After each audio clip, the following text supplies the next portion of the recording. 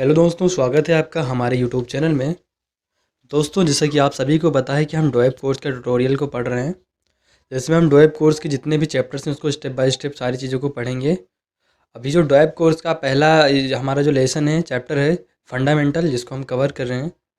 पिछली video day 1 की video में हमने फंडामेंटल के अंतर्गत 3 लेसन को पढ़े थे, computer units, types of computer और इंट्रोडक्शन ऑफ कंप्यूटर। आज की डे 2 की वीडियो में हम कवर करने वाले हैं हिस्ट्री ऑफ कंप्यूटर, कंप्यूटर का इतिहास। जैसा कि हम सभी को पता है दोस्तों कि इतिहास सबका होता है, इतिहास सबका होता है। वैसे कंप्यूटर का भी अपना एक इतिहास है और एक काफ़ी लंबा इतिहास है। आप सभी को हम अगर शॉर्ट में बताएं तो कंप्यूटर, जैसा कि आज आप सबको दिख रहा होगा, इतना छोटा कंप्यूटर आप कहीं भी आसानी से ले जा सकते हैं, यूज़ कर सकते हैं। पहले के कंप्यूटर्स ऐसे बिल्कुल नहीं थे।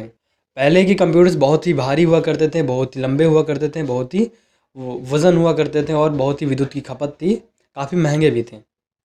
फिर क्या हुआ कि धीरे धीरे रिसर्च करते गए कुछ वैज्ञानिक लोग और एक पर एक डिवाइस लाते गए जिसमें कुछ ना कुछ चेंज करते गए और आज हम कंप्यूटर को इतने छोटे में देख सकते हैं।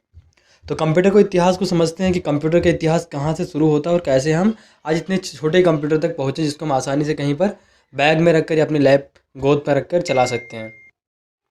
दोस्तों, वीडियो को शुरू करने से पहले मैं आपको बताना चाहता हूँ कि जैसा कि ये हमारी डे 2 की वीडियो है और डे 1 की वीडियोज़ में हमने introduction of computer, computer units, parts of computer को पढ़ा है और ये डे 2 की वीडियो में हम हिस्ट्री ऑफ कंप्यूटर पढ़ने वाले हैं। तो जो कोई डे 2 की वीडियो डायरेक्ट देख रहा है, डे 1 की वीडियो नहीं देखा है, मैं चाहता हूँ कि वो पहले डे 1 की वीडियो देख लें, क्योंकि अगर वो डे 1 की वीडियो देख लेंगे तो उनको कंप्यूटर्स पढ़ने में काफ़ी हेल्प मिलेगी और जल्दी समझ में आएगा, क्योंकि हमने उसमें इंट्रोडक्शन ऑफ कंप्यूटर, जो कि बहुत ही इंपॉर्टेंट है, उसको कवर किया हुआ है। कंप्यूटर यूनिट्स, जो कि बहुत ही इंपॉर्टेंट है, उसको कवर किया हुआ है। तो ये दोनों चीज़ें अगर आपने नहीं देखी है तो हिस्ट्री ऑफ कंप्यूटर आपको समझ में नहीं आएगा। और आपको बता दें कि जो हमारा फंडामेंटल का जो चैप्टर है, इसके अंतर्गत हम introduction of computer, computer units, parts of computer, history of computer, generation of computer, types of computer, computer organisation, computer peripheral device, memory measurement, computer language, number system, computer virus, data transmission mode, computer network, internet, email और कुछ important notes, shortcut keys और full form of computers भी पढ़ने वाले हैं। तो चलिए अब वीडियो को शुरू करते हैं। अब हम समझते हैं हिस्ट्री ऑफ कंप्यूटर, कंप्यूटर का इतिहास, जो कि आज हमारा चैप्टर है। डे 2 की वीडियो में हम ये पढ़ने वाले हैं।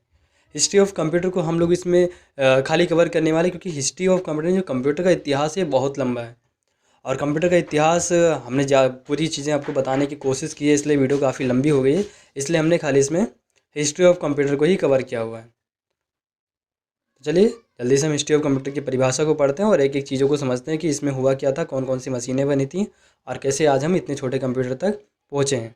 तो वीडियो के अंत तक बने रहें। और दोस्तों, अगर आप ये PDF चाहते हैं, आप चाहते हैं, जो अभी नोट्स चल रहा है आपकी स्क्रीन पर, आप इसको डाउनलोड करना चाहते हैं, तो इसके लिए हमारी वेबसाइट, जो कि आपको स्क्रीन पर दिख रही होगी, www.motivationalguruji4321.blogspot.com, इस पर विज़िट करना है और यहाँ पर आपको हमारे जो PDFs हैं, जितनी चीज़ें हम पढ़ाएंगे उसके PDF वहाँ पर प्रोवाइड कर दिए जाएंगे।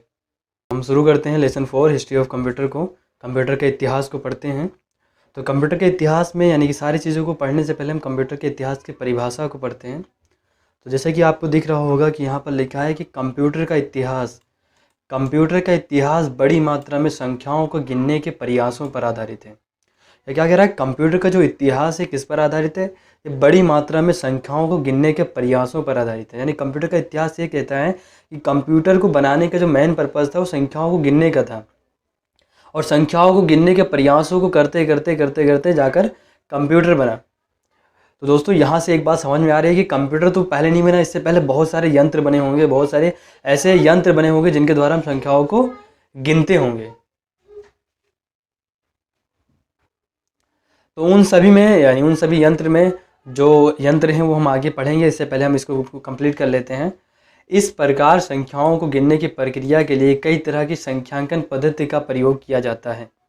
यानी ऐसा क्या हुआ है कि इस प्रकार संख्याओं को गिनने की प्रक्रिया के लिए, यानी जो संख्याओं को गिनने की प्रक्रिया के लिए बहुत सारे संख्यांकन पद्धति का प्रयोग किया गया था, जो कि नीचे नाम से लिखे हुए आपको दिख रहे होंगे कुछ, जैसे बेबीलोनिया संख्यांकन तंत्र, ये भी एक संख्यांकन तंत्र था। एक था ग्रीक संख्यांकन तंत्र, एक था रोमन संख्यांकन तंत्र और एक था इंडियन संख्यांकन तंत्र। ये सारे संख्यांकन तंत्र थे। कंप्यूटर के इतिहास में जो संख्यांकन तंत्र बने वो ये सारे थे। अब हम नोट्स पढ़ते हैं, यानी कि कुछ विशेष चीज़ें पढ़ते हैं। दोस्तों ये बहुत ही इंपॉर्टेंट है आपके लिए, अगर आप किसी एग्ज़ाम की तैयारी कर रहे हैं तो ये आपके लिए बहुत इंपॉर्टेंट है। जहाँ जहाँ नोट आएगा आप उसको अच्छी तरह से रिवीजन कर लेना। तो नोट्स में आपको दिख रहा होगा यहाँ पर लिखा हुआ, इन सभी में इंडियन संख्यांकन तंत्र को विश्व द्वारा अपनाया गया।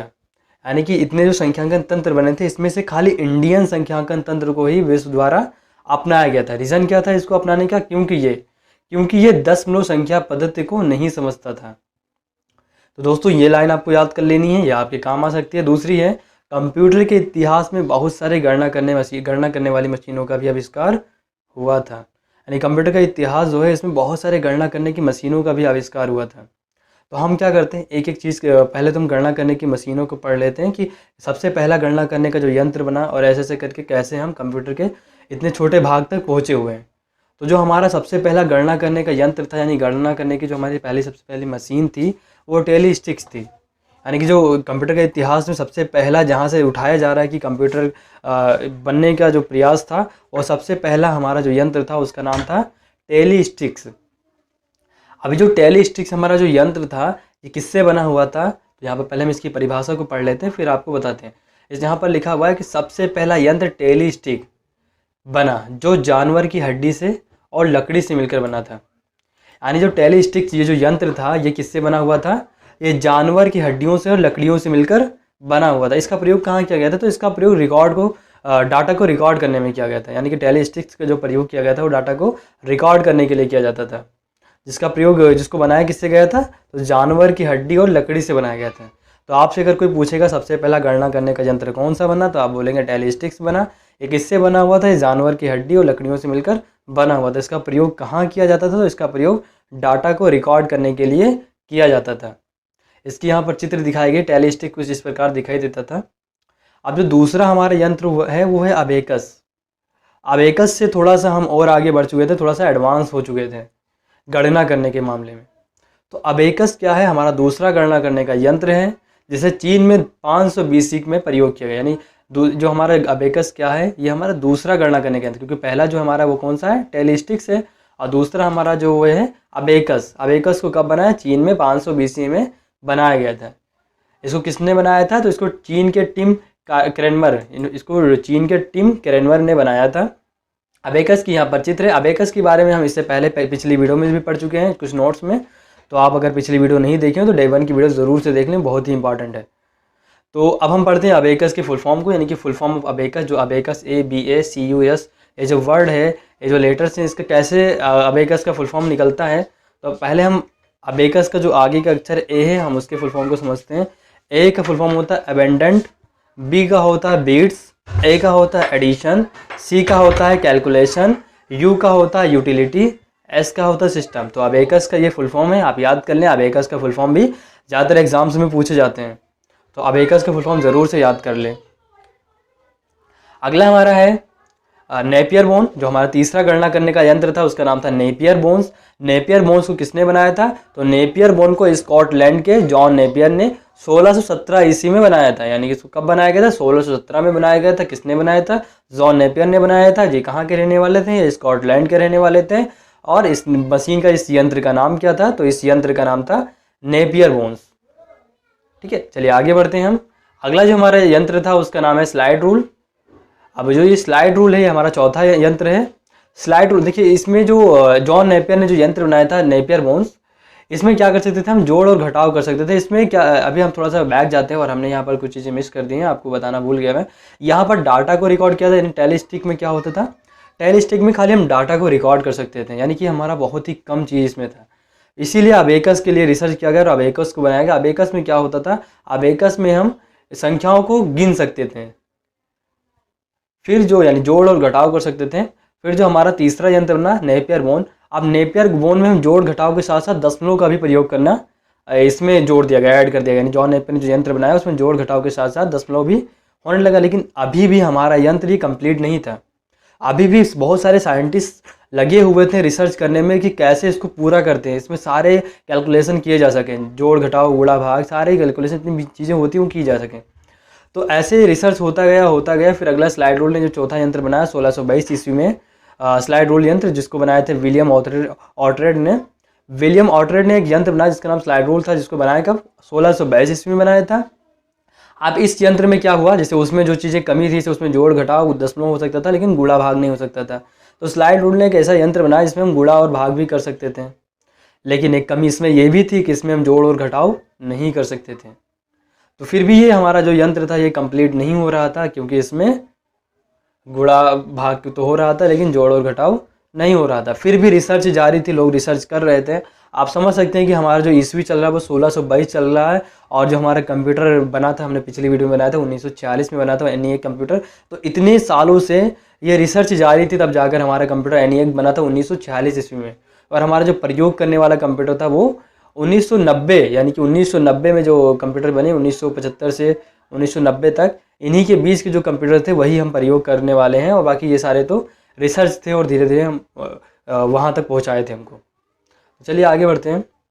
अगला जो हमारा 5 नंबर का जो हमारा यंत्र है गणना करने का यंत्र, वो उसका नाम था पास्कलाइन। पास्कलाइन का नाम आपने इससे पहले भी सुना होगा, और ब्लेज पास्कल का नाम भी आपने इससे पहले सुना होगा, क्योंकि पास्कलाइन जो था इसको बनाने वाले ब्लेज पास्कल ही थे। और ब्लेज पास्कल यानी पास्कलाइन को आधुनिक युग का कैलकुलेटर भी कहते हैं। यानी पास्कलाइन यानी जो ब्लेज पास्कल ने जो मशीन बनाई थी उसको आधुनिक युग का कैलकुलेटर भी कहते हैं। वो कुछ इस प्रकार का दिखाई देता था। ये है ब्लेज पास्कल। और ऊपर बढ़ते हैं तो ये है हमारा स्लाइड रूल, और ये है विलियम ऑर्ट्रेड। पास्कलाइन के हम कुछ परिभाषाओं को पढ़ते हैं। 5वां गणना करने का यंत्र पास्कलाइन बना, जिसे 1642 ईस्वी में फ्रांस के गणितज्ञ ब्लेज पास्कल ने बनाया, जो एक मैकेनिकल कैलकुलेटर था। अब यहाँ पर क्या हुआ, ये एक मैकेनिकल कैलकुलेटर के रूप में बन गया। कुछ सारी सुविधाएं हमें और भी ऐड हो गई, लेकिन अभी भी रिसर्च रुका नहीं था, क्योंकि लोग फ्री बैठने वाले नहीं थे। साइंटिस्ट लोग रिसर्च करते गए, तभी आज हम कंप्यूटर इतने छोटे रूप में देख पा रहे हैं। तो चलिए अगला हमारा जो 6 नंबर का यंत्र है उसका नाम था स्टेपेड रोकनर। स्टेपेड रोकनर जो है इसको बनाए थे गॉडफ्रीड विलियम लिबनिज ने 1672 में। अब इस यंत्र में क्या था, इस यंत्र में जोड़ घटाव गुणा भाग सारे काम कर सकते थे। तो यहाँ पर एक प्रकार का तो जोड़ घटाव गुणा भाग जो हमारे कॉमन से कैलकुलेशंस होते हैं, ये तो यहाँ तक कंप्लीट हो गया था, लेकिन अभी भी बहुत सारी चीज़ें बच रही थी। तो फिर भी रिसर्च जारी था। अगला जो हमारा 7 नंबर का यंत्र बना जिसका नाम था अरिथमोमीटर। अरिथमोमीटर को बनाने वाले थॉमस डी कैल्मर थे। थॉमस डी कैल्मर ने 1822 में एक यंत्र बनाया था जिसका नाम रखा था इन्होंने अरिथमोमीटर। अरिथमोमीटर क्या था, ये मैकेनिकल कैलकुलेटर था। यह भी एक क्या था, मैकेनिकल कैलकुलेटर था, जिसे मार्केट में कॉमर्स के प्रयोग में किया गया था। यानी इसका प्रयोग कहाँ किया गया था, मार्केट के जो कॉमर्स के काम में होते थे इसमें इसको प्रयोग किया गया था। इसमें सारी कैलकुलेशन को कर सकते थे। यानी ये जो थॉमस डी कैल्मर की फ़ोटो बनी हुई है, उनका यंत्र अरिथमोमीटर बना हुआ है, इसमें सारी कैलकुलेशन को कर सकते थे। ये मार्केट में गया था और कॉमर्स के यूज़ में लिया गया था। जो हमारा यंत्र है 8 नंबर का difference engine and analytical engine, इसके बारे में हम पिछली वीडियोज़ में पढ़ चुके हैं, लेकिन शॉर्ट में हम यहाँ समझते हैं, पूरी चीज़ें नहीं समझते हैं। हम जानते हैं मिस्टर चार्ल्स बेबेज ने बनाया था, जो कंप्यूटर के जनक हैं पिछली वीडियो में। अब इसमें शॉर्ट में समझते हैं, क्योंकि ये 8 नंबर पे आता है। इसको बनाया गया था 1823 में, डिफरेंस इंजन को 1823 ईस्वी में, एनालिटिकल इंजन को 1833 ईस्वी में। किसने बनाया था, एनालिटिकल इंजन को और डिफरेंस इंजन को बनाने वाले मिस्टर चार्ल्स बेबेज थे, जिनको कंप्यूटर का जनक या पितामह या फादर ऑफ कंप्यूटर भी कहा जाता है। ये क्या था, ये प्रथम मैकेनिकल कंप्यूटर था। ये क्या था, ये प्रथम मैकेनिकल कंप्यूटर था। यहीं से हमारा कंप्यूटर जो लोगों के दिमाग में आया कंप्यूटर बनाने का, तो यहीं से आया था, इसलिए कंप्यूटर का जनक जो मिस्टर चार्ल्स बेबेज को कहा जाता है। आप थोड़ा सा समझ लेते हैं, first of computer programmer, computer के जो सबसे पहले प्रोग्रामर थी वो कौन थी, तो प्रथम प्रोग्रामर को हमने इसको फुल फॉर्म यानी पूरे एक्सप्लेन किया हुआ है फर्स्ट वीडियो में। सेकंड वीडियो में आप शॉर्ट में समझ सकते हो। ये जो फर्स्ट प्रोग्रामर थी वो प्रथम प्रोग्रामर को यहाँ पर लिखा हुआ प्रथम कंप्यूटर प्रोग्रामर लेडी एडा अगस्टा थी, क्योंकि इन्होंने एनालिटिकल इंजन के लिए प्रोग्राम को डिज़ाइन किया। ये मिस्टर चार्ल्स बेबेज की सिस्टर तथा बेबेज की बेटी थी। तो जो एनालिटिकल इंजन था, इसमें जो प्रोग्राम को डिज़ाइन किया था, इसको लेडी एडा अगस्टा ने किया था। ये कौन थी, तो ये मिस्टर चार्ल्स बेबेज की शिष्या तथा कवि बेबेज की बेटी थी। अगला जो हमारा यंत्र है वो है जैकवार्ड लूम, जो 9 नंबर पे आता है। जैकवार्ड लूम क्या है, इस यंत्र का आविष्कार जोसेफ मैरी जैकवार्ड ने किया। कब किया, 1881 में किया। ये क्या था, ये मैकेनिकल मशीन था जिसमें पंच कार्ड लगा हुआ था। यानी जैकवार्ड लूम ऐसा एक यंत्र था जिसमें पंच कार्ड का प्रयोग किया गया था। इसको बनाने वाले कौन थे, तो इसको बनाने वाले जोसेफ मैरी जैकवार्ड थे, जिन्होंने 1881 में बनाया हुआ था। अब आगे चलते हैं। जो टेबुलेटिंग मशीन को बनाने वाले हरमन होलेरिथ थे। हरमन होलरिथ ने क्या बनाया, इन्होंने एक टैबुलेटिंग मशीन बनाया, लेकिन इन्होंने टैबुलेटिंग मशीन में यूज़ क्या किया था, वही जो जोसेफ मैरी जैक्वार्ड ने बनाया था पंच कार्ड, लेकिन उन्होंने कुछ एडवांस तरीके से उसको यूज़ किया, कुछ चीज़ें उसमें जोड़ दी। कैसे समझते हैं, इसमें कुछ चीज़ें हम नंबरिंग वाइज समझते हैं। नंबर 1, हरमन होलरिथ ने पंच कार्ड का एक गणना यंत्र के इनपुट डिवाइस के तौर पर आविष्कार किया, यानी वही पंच कार्ड को इन्होंने क्या किया, इनपुट डिवाइस के रूप में आविष्कार कर दिया। यानी यहाँ से पंच कार्ड से इनको एक चीज़ मिला कि इससे इनपुट डिवाइस बना देते हैं डाटा को इनपुट करने के लिए, और इन्होंने आविष्कार किया। दूसरा हमारा, इसका प्रयोग 1880 में अमेरिका ने जनगणना के लिए किया, यानी जो इन्होंने टैबुलेटिंग मशीन बनाया था इसको 1880 में अमेरिका ने अपनी जनगणना के लिए यूज़ किया था। आगे बढ़ते हैं, हमारा जो तीसरा नंबर है, 1880 से 1890 में जो अमेरिका की जनगणना हुई थी उसको कौन कर रहा था, तो हरमन होलरिथ द्वारा बनाई गई टैबुलेटिंग मशीन का प्रयोग किया। यानी उसमें 1880 से 1890 में जो अमेरिका ने जनगणना करवाई थी उसमें हरमन होलरिथ के द्वारा बनाई गई टैबुलेटिंग मशीन के द्वारा ही किया गया था। ठीक है, चलिए आगे 4 नंबर पढ़ते हैं। IBM का फुल फॉर्म सारे लोगों को पता है, पिछली वीडियो में हमने समझा था, इंटरनेशनल बिजनेस मशीन। IBM की नींव किसने रखी, तो IBM की नींव आप समझ लीजिए कि 1911 में हरमन होलरिथ ने ही रखी थी, तब इसका नाम कुछ दूसरा था, आगे हम समझेंगे। IBM की नींव 1911 में हरमन होलरिथ के द्वारा रखी गई थी, जिसका नाम कैलकुलेटिंग था। उस टाइम जब इन्होंने न्यू रखी थी तो इसका नाम कैलकुलेटिंग रखे हुए थे, लेकिन आज 1924 में जब इसका नाम बदलकर IBM रख दिया गया, यानी इंटरनेशनल बिजनेस मशीन। आगे बढ़ते हैं, हमारा जो अगला कंप्यूटर है वो है Z1। दोस्तों यहाँ से क्या हुआ, जैसे ही Z1 कंप्यूटर बना, अब हम कंप्यूटर की तरफ धीरे धीरे बढ़ रहे हैं। अब हम जो कंप्यूटर्स देख रहे हैं ना, यहीं से कंप्यूटर का थोड़ा बहुत आकार समझ में आने लगा, कंप्यूटर माइंड में चलने लगा कि हाँ कंप्यूटर भी बन सकता है। तो Z1 पढ़ते हैं। Z1 किसने बनाया था, Z1 को बनाया था कॉनराड ज़्यूस ने। ये एक प्रोग्रामेबल कंप्यूटर था जिसे कॉनराड ज़्यूस ने बनाया था, जिसका प्रयोग 1936 से 1938 तक हुआ। तो यहाँ पर लिखा हुआ, अब हम धीरे धीरे इलेक्ट्रॉनिक कंप्यूटर की ओर आ रहे हैं और वो कंप्यूटर आकार में छोटे होते जा रहे हैं, यानी अभी जो यंत्र थे वो आकार में धीरे धीरे छोटे होते जा रहे हैं। अगला जो हमारा, अब यहाँ से कंप्यूटर शुरू हो रहे हैं दोस्तों। अगला जो हमारा कंप्यूटर है वो है एटेनोसॉफ्ट बेरी कंप्यूटर। एटेनोसॉफ्ट बेरी कंप्यूटर को शॉर्ट में ABC कंप्यूटर भी कहते हैं। अब ये एटेनोसॉफ्ट बेरी नाम क्यों पड़ा, हम इसको थोड़ा सा आगे एक्सप्लेन करते हैं। पहले इसके यंत्र को देख लेते हैं। ये था ABC कंप्यूटर, ये थे जॉन एटेनोसॉफ्ट और ये थे बेरी। इन दोनों ने मिलकर बनाया था एटेनोसॉफ्ट और बेरी ने कंप्यूटर, जिसका नाम रख दिया गया एटेनोसॉफ्ट बेरी कंप्यूटर, जिसको शॉर्ट में ABC बोलते हैं। आप समझते हैं जॉन एटेनोसॉफ्ट कौन थे और बेरी कौन थे।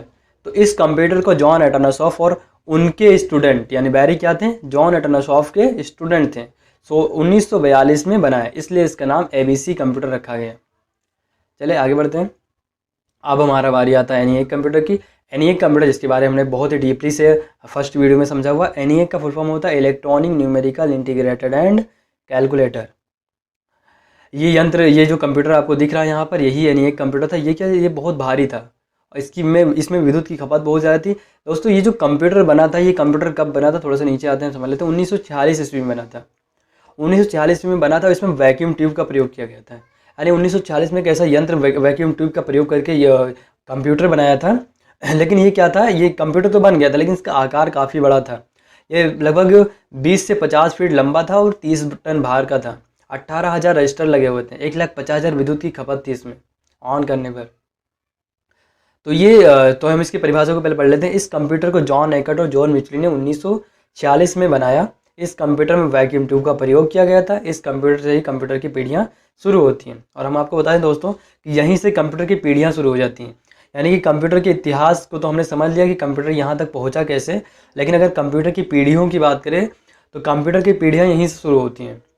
ENIAC कंप्यूटर से 1946 से ही शुरू होती हैं।